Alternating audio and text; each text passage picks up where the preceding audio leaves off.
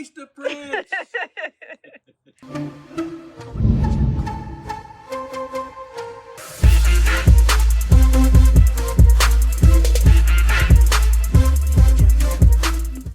Hey everyone, welcome back.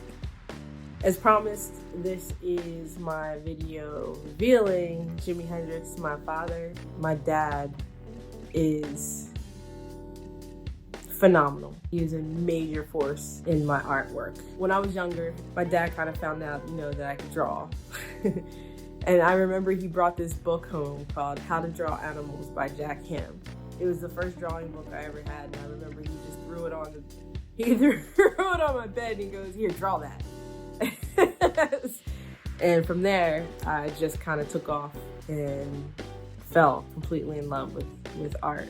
I've never really had any formal training, I'd say, in my early years. We didn't have art classes in school. I didn't get them until I got to actually grade school when my family moved overseas.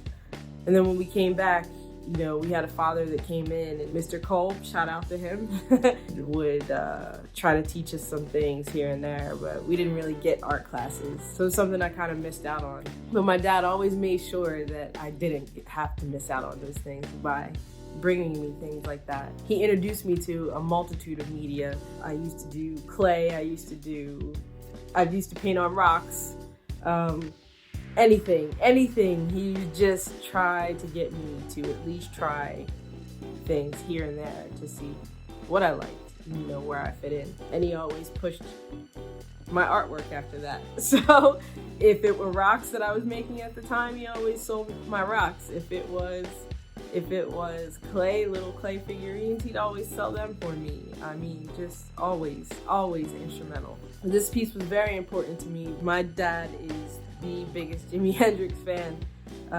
He actually went to Woodstock to see him. Not that he ever got there.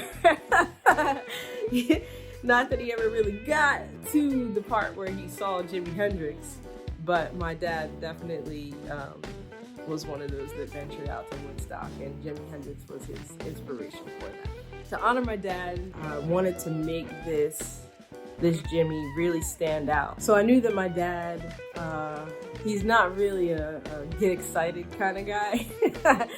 So when I'm thinking about presenting this to him, I knew that I wasn't gonna get like this major, oh my gosh, tears, waterworks, all that.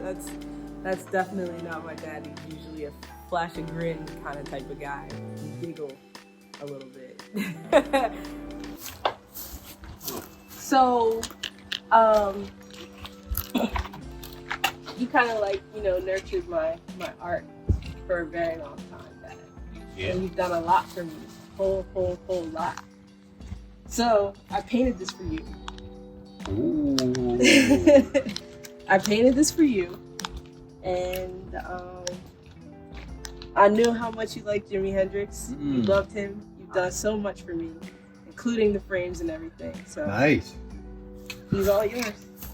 Ooh. All mine? Yes, he's all yours. You gonna put him on a t-shirt? So I'm gonna put him on a t-shirt. When I was creating Jimi, I'd finish pieces here and there, and I was dealing with my dad coming to the house and seeing it and things like that, and I'd always show him my progress. And I noticed that he couldn't even look at it. Like, he'd come over, he'd look at it, and then he'd just, turn his head. Guys, let me just, a quick testament. He has built frames for a lot of my pieces. I had an art show earlier last year, and this was pre-COVID, when we actually had a life, pre-COVID. My dad built all these beautiful frames for my artwork. The only thing he didn't build a frame for was Grace, because of how big she was. I just had an event with Project GOAT and the Athletes for Causes to end human trafficking. I told my dad I had an event. I needed the frame done within a week, actually within 5 days. And my dad got it done in 3. He's incredible. He got it done in 3. So with this piece, Jimi, I really wanted that red to stand out in the velvet jacket. Luckily, I found the perfect color red when I went into the store. It was absolutely perfect. It was this beautiful blend of like purple and red, like a deep color. Usually when you do with the dark colors, when you go with like a black background like that, you have to have something that jumps off of it, that pops off of it. So I knew that I was going to be losing some of that doing space. I was hoping that when I put the nebula in the background that it would bring it out and brighten it a little bit more. There's so many different colors in it that are just jumping off of you. And that feather, that yellow feather, so I had to use 3 feathers to get it to fill in so nicely. Jimmy's skin color was a little challenging because the photos of him are actually so old, and in each photo, you know, some are touched up, they're brightened, they're darkened, so you can't really tell what his skin tone was.